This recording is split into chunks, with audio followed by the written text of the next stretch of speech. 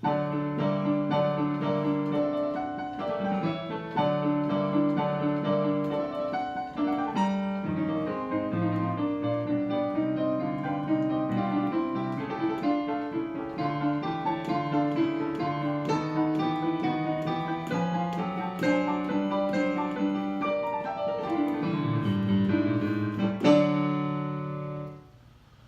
morning, everybody. My name is Marcin Bela, and this is my Piano for Everyone online seminar on the fundamentals of a healthy, enjoyable, and sustainable practice of playing the piano.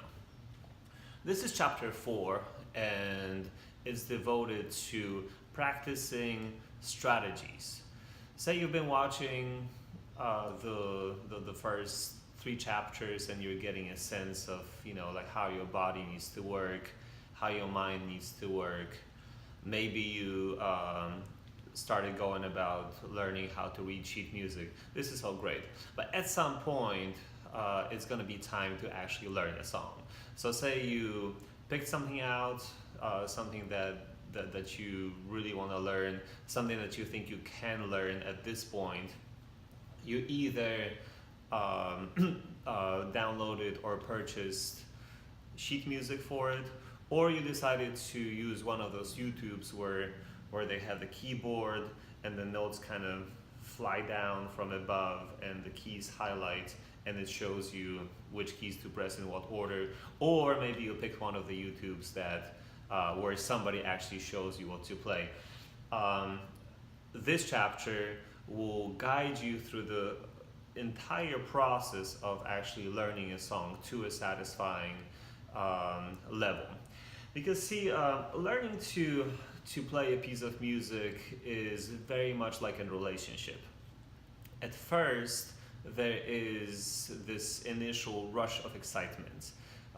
It's very similar to when you meet somebody that you really like, and you just really enjoy discovering things about them. That like you already have this have this attraction, right? Like you feel like you like them, and then it just seems like you discover more and more things that you like about them. You like the color blue, I like the color blue, let's go off and do Molly right now. It's very much like that with a piece of music too. There is this release of oxytocin in the brain that helps us overcome the difficulties of actually learning in the first place. And then a little bit down the road, the discovery process is, it's not over. There's still things to discover, but it kind of slows down, and that's where a lot of people give up, and they haven't really learned to play the piece or the song, but they already get kind of sick of it. And it's not necessarily that they don't like it anymore, they're just like really not satisfied with how they play it. But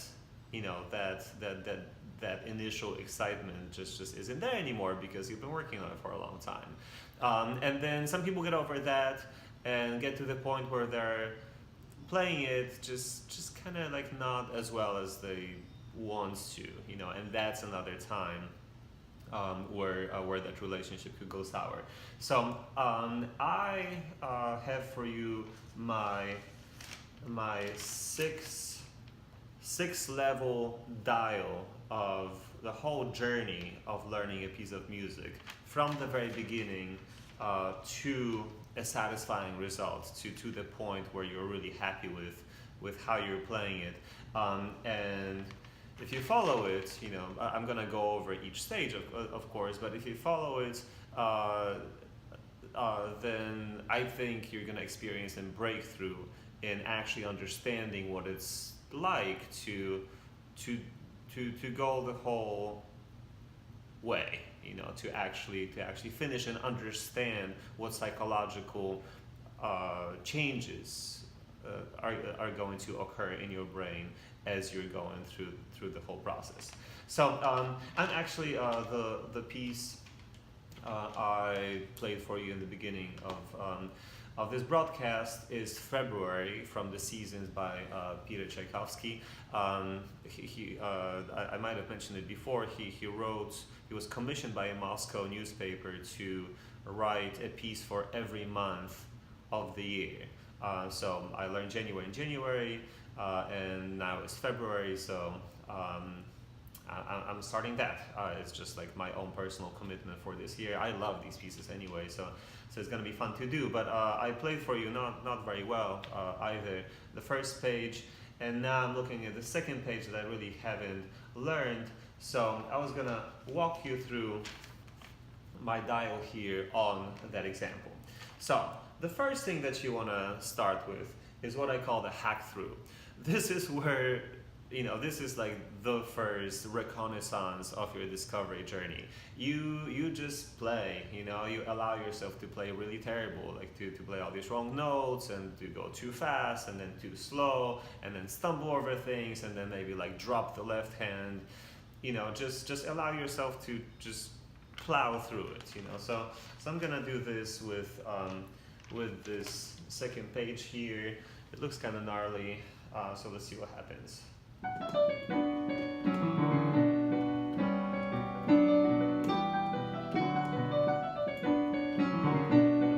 I get it, so I'm gonna go kind of fast.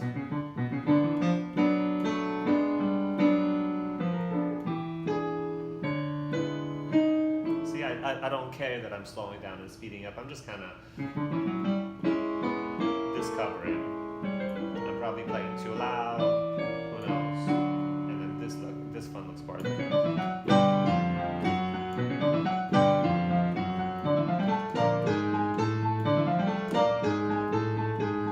easy. Oh, maybe not that easy.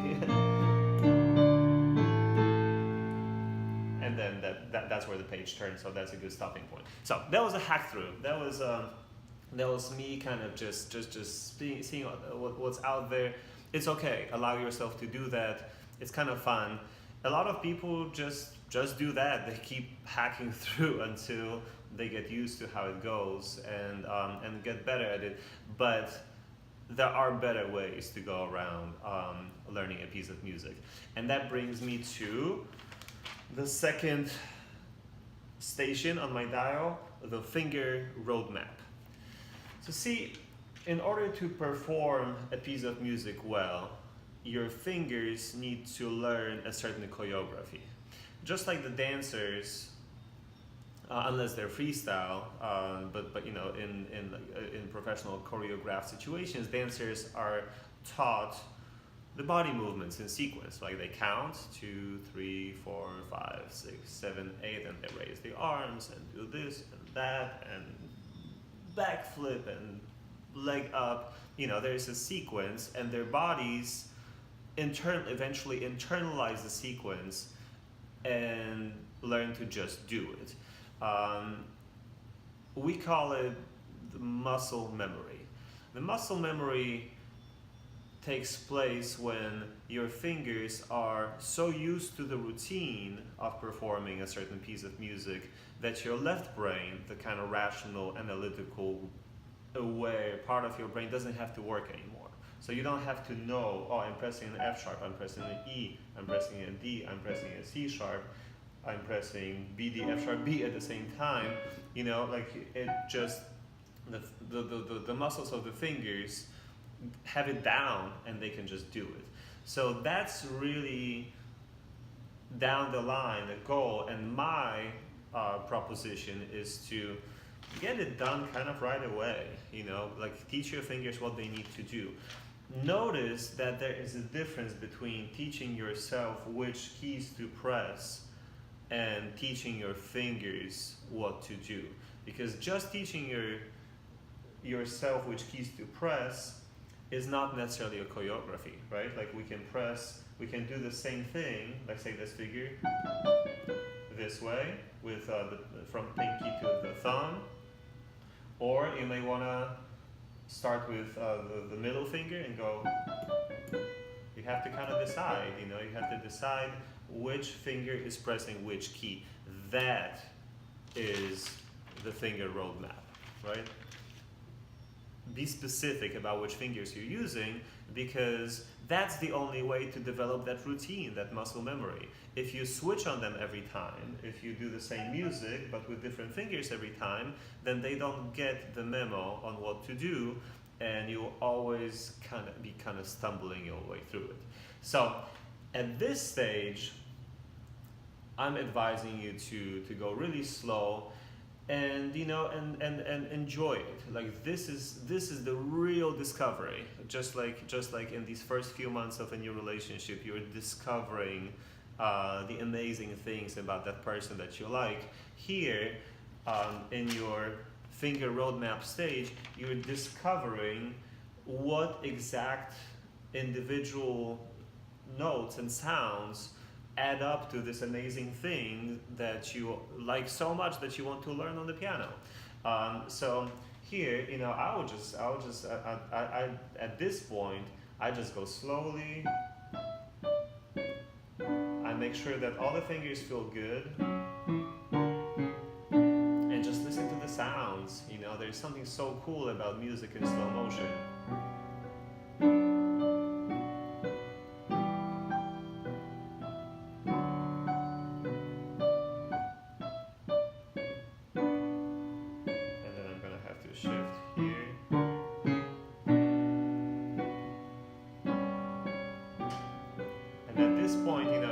Since you're drawing a roadmap for your fingers, tune into your body just like I taught you in chapter 1, and just make sure that that your finger selections allow you to be fully relaxed and for your body to work really well. And just listen, just enjoy the sounds that later on are just going to be flying by so fast, but now you can actually listen to them. Good music is beautiful at any speed. That's what Stravinsky said. The good music sounds good just on the piano at half speeds. Everything just works really well together. So hopefully whatever arrangement or version of a song you picked out is really good, and you'll just really enjoy the process of really learning how it works. So remember, the goal of this stage, of this part of the dial, is to actually decide what each finger is doing, like which finger is executing which note. And it's best to do it in really slow motion and make it feel really good, really relaxed, really fitting. If you're sensing that something could be awkward, some kind of jump or something, well then see if you can maybe figure out different fingers to do them so it feels really good. After that is done, it's time to determine the timing. Here's where the ability to learn sheet music has a huge advantage over learning from YouTube's, especially those that just have like the keys lighting up, because sheet music teaches you proportions between the notes. Timing in music is not absolute. It's relative to the underlying pulse, right? Here in the February piece, Tchaikovsky doesn't say exactly how fast to play it, and everybody plays it differently. So it's not like, if I was learning this from one of those YouTubes, it will probably go this fast.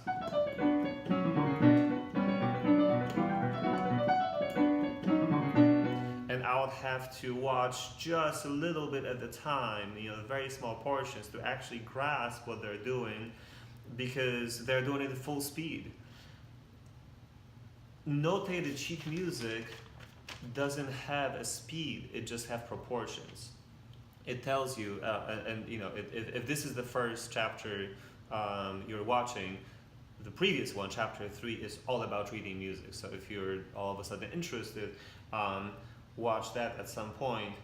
Sheet music tells you that this note is 2 counts long, this one is 1 count long, this one is 1 count long, this one is 1.5 counts, this one is half a count.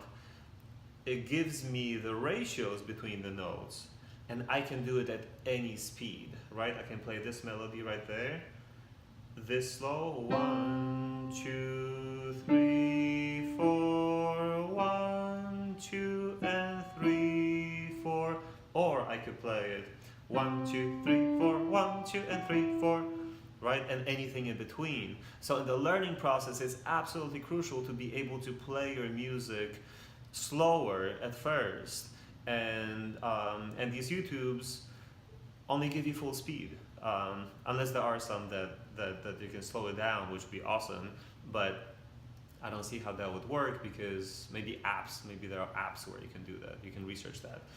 So anyway, I'm a huge advocate of learning sheet music, because there's really nothing like that shows you exactly what notes to play and how long they are relative to one another. This is a huge difference. So when you start working on your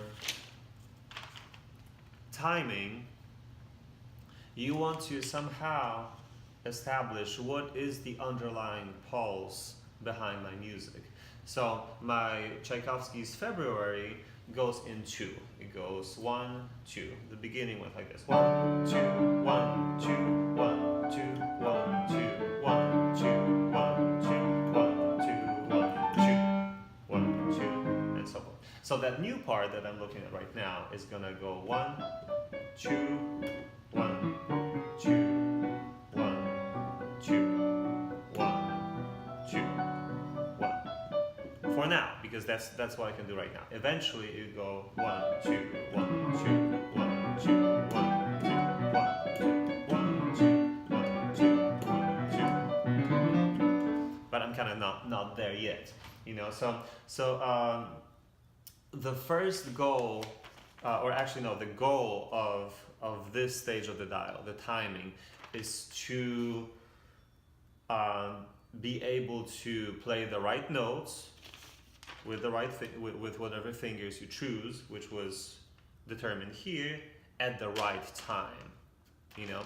And I would say, if you really want to move the process along at a good pace, the quickest way to do it, paradoxically, is to actually go very slow. Because if your goal is to play every note on time, at the right time, then it's the most likely to happen at a very slow speed. So here, if I wanted to really play it perfect for you right now, I'll probably go like 1, 2, 1, 2, 1, 2, 1, 2, 1, 2, 1,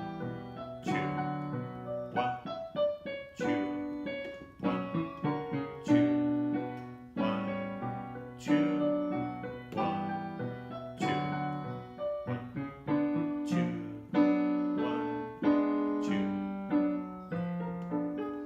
So on and so forth. So see, like now I have this real satisfaction that I'm really playing it perfectly. You know, it's slow, but I'm really delivering each note at the right time. If you really don't want to learn sheet music and you want to learn from YouTube showing you what to play, then I would say apply this whole dial to these very small portions of music that you're studying at the time.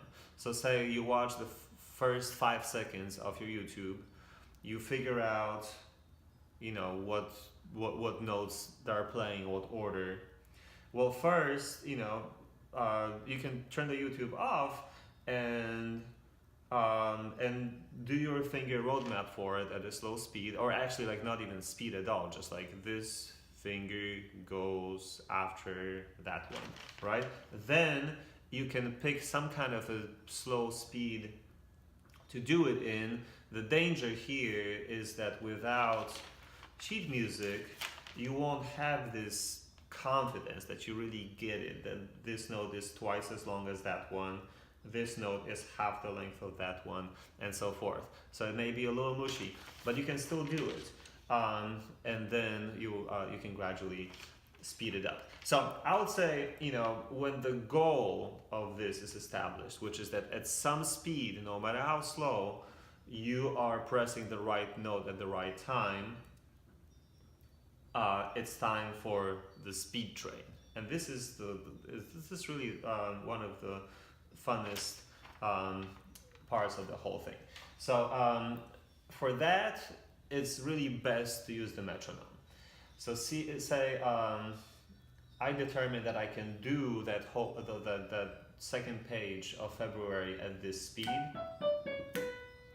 2, 1, 2, 1, 2. Then I'm going to find that speed on my metronome. If you have an electronic keyboard that probably has a metronome. If not, you can download a free metronome app on your phone or buy like a physical metronome that will tick for you. It really doesn't matter.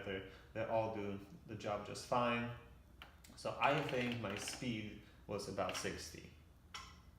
2, 1, 2, 1, 2, 1, 2, 1. So that is 60 beats per minute. So at this point, the metronome is ticking the same speed as the seconds on the clock. The goal of the speed train is to get me to the speed I want, either to the speed that I've heard before. Say like with pop songs, if you're learning like a Coldplay song, you probably love the recording of Coldplay doing it, and they do it at a certain speed. So you want to get up to that speed. With classical music, it's often kind of like up to you how far you want to push it. But I definitely want to push it.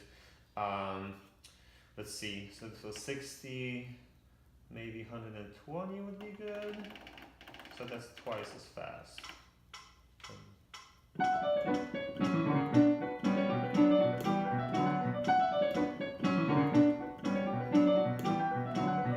So that would be nice, right? So this is 120, this is my goal. Right now, I'm at 60. This is where I can do it perfectly with full comfort. I would recommend speeding it up just by 5 notches at the time. So instead of 60, I'm going to try 65 right now.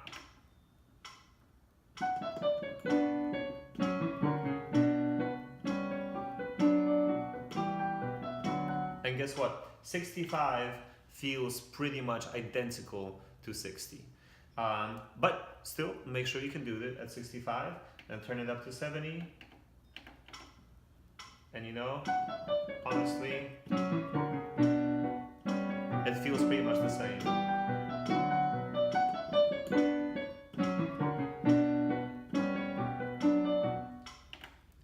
After you've played at 70 and you did it perfectly, 75 is probably gonna feel pretty much the same.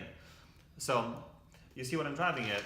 The speed train is where you trick yourself into playing faster without ever necessarily noticing a particular difference in difficulty, right? You just go from 70 to 75, 75 to 80, it feels pretty much the same.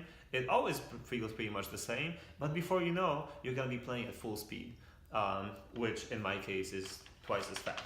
So I'm gonna kind of like, I'm a fast learner. This is not that hard for me, so I can probably try 90 right now. It feels faster.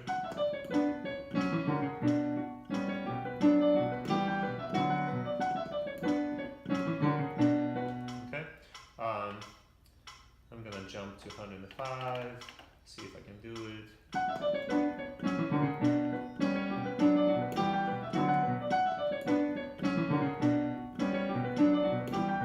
That's fine, and I can probably do it at 120 now.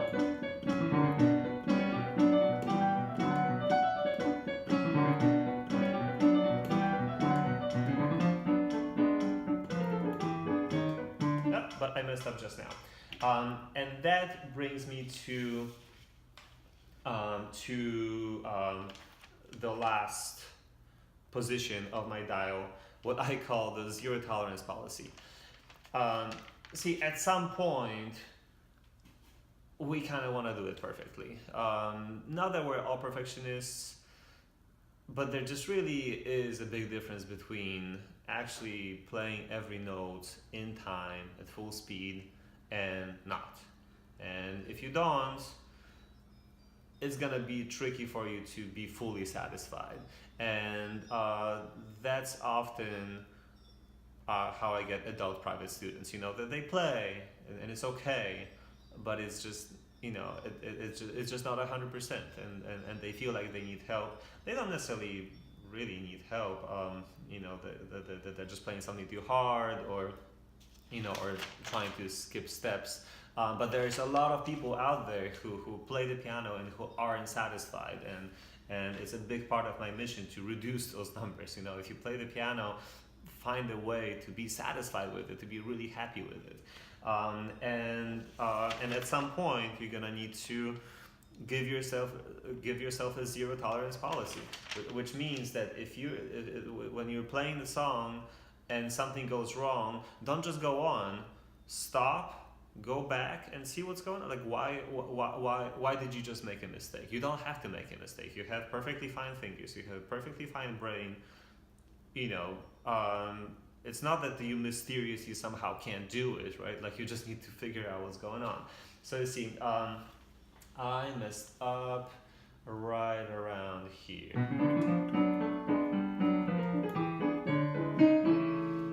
Yeah, well, that's kind of tricky right there. But remember, if you messed up at a specific point, so like at this note right here,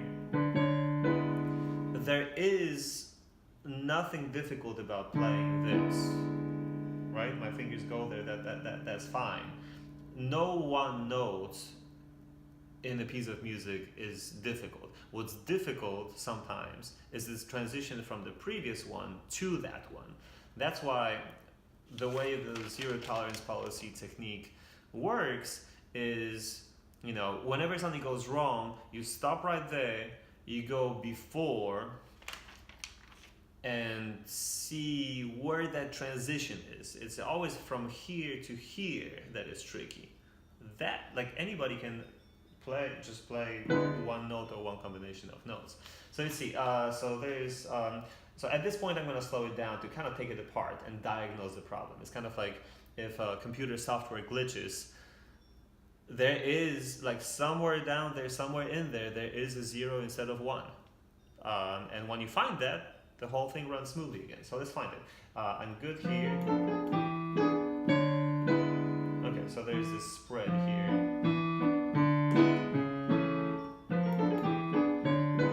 And a slightly surprising note.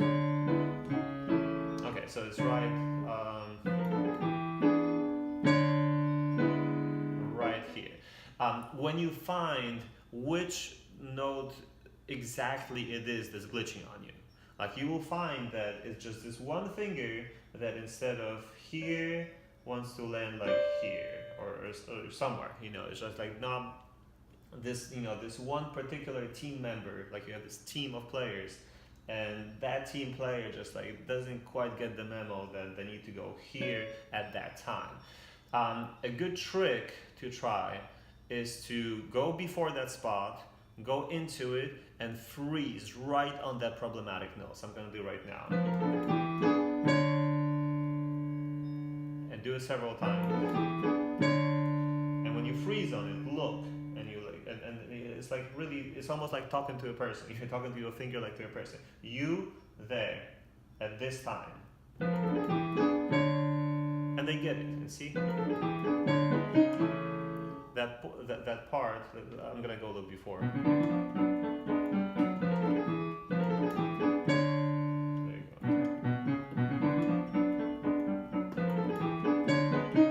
That's perfect, because I took the time to actually not allow myself to, I stumbled, I'm gonna go on, maybe it won't happen next time. I took the time to see what's going on, to investigate a little bit. There's a glitch in teamwork, which means that somebody's not doing the right job. If you are running a restaurant and orders come out late, there's something that's going on. It could be the computer, it could be a person, something's not right, and you need to find what's not right, focus on it, fix it, and then it'll run smoothly again. having said all that, going through your just crudely hacking through to patiently but joyfully figuring out which finger is gonna press which note, to what the proportions of time, to taking it up to speed, to smoothing it out, making sure that it really runs perfectly like a clock. All that is in a way just the beginning, because in order to do what we really want out of music, which is to express emotion, which is to express beauty, our fingers need to do all that, right? Like our fingers need to go through the whole journey of discovering what to do and then being reliable at doing it. And then when we build this mechanism, the circuitry in our brain that allows our fingers to always execute it in the right way, then the real joy starts. Then you don't have to use your conscious brain to think about the logistics. And first of all, you can really enjoy the music that you're playing. Second of all, you can take liberties. Now that you know how to play it perfectly in time, you can maybe slow down or speed up here and there. It's appropriate for some kinds of music. If the expression takes you there. You can play around.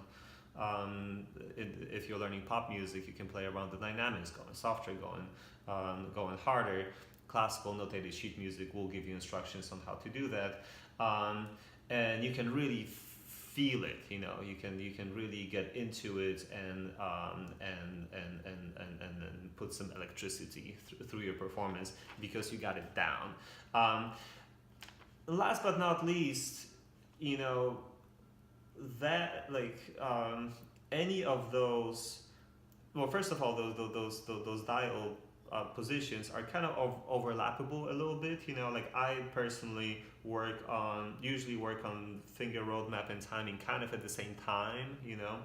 I kind of count to myself when I figure it out. I may even start speeding up. They could blur a little bit. I could start establishing the zero tolerance policy here, just to have a perfectly sound foundation to go forward. But the most important part is that depending on what you're learning and how hard it is for you right now, any of those could take months. This could be months. This could be 6 months sometimes. If you're, say like if you're intermediate, right, and you haven't played a lot of fast things and you want to learn this one.